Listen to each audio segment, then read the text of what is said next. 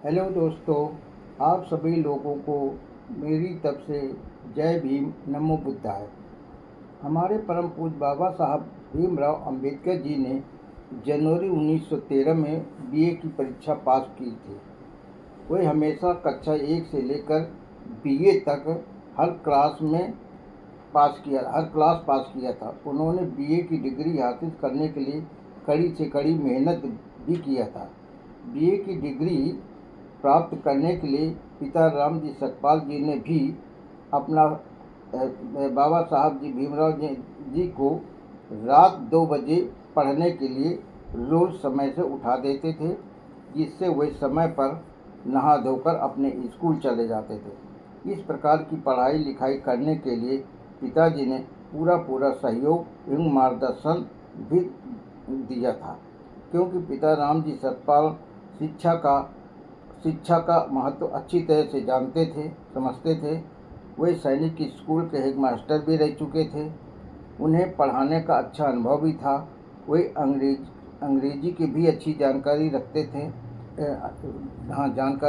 थे और वे चाहते थे कि बाबा साहब भीमराव जी अंबेडकर जी को भी अंग्रेजी की अच्छा ज्ञान हो जाए।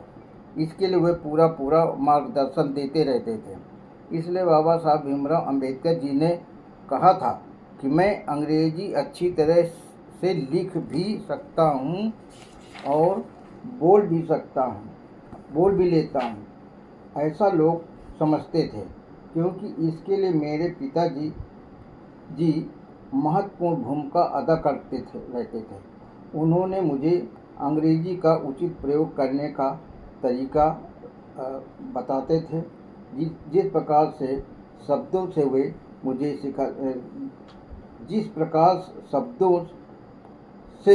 मुझे सिखाते थे, वैसा तो अभी तक किसी स्कूल कॉलेज के अध्यापकों द्वारा भी नहीं सिखाया गया था। बाबा साहब जी भीमराव अंबेडकर जी बीए की डिग्री तो प्राप्त कर ली थी, लेकिन नौकरी की सबसे बड़ी समस्या थी।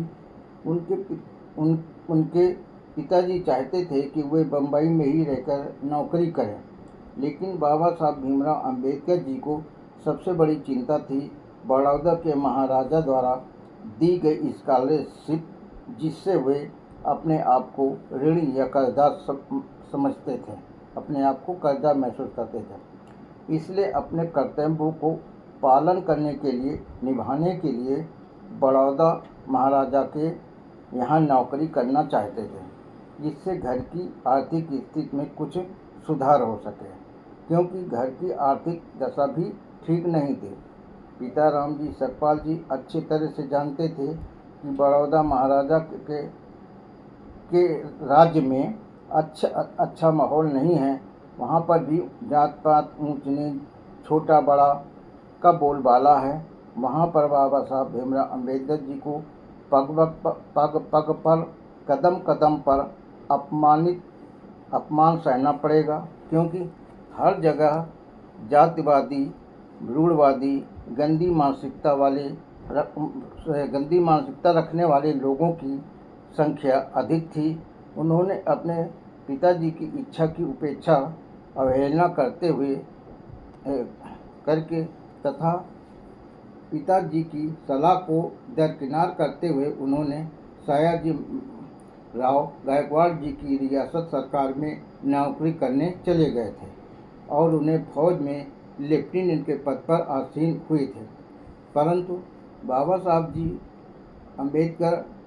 साहब भीमराव अंबेडकर जी के लिए बड़ौदा रियासत में न ही रहने की कोई व्यवस्था था और न ही खाने पीने की कोई व्यवस्था थी, तथा दूसरी बात, बड़ौदा रियासत में भी जात पात, ऊंच नीच, छुआछूत का भयंकर बोलबाला था।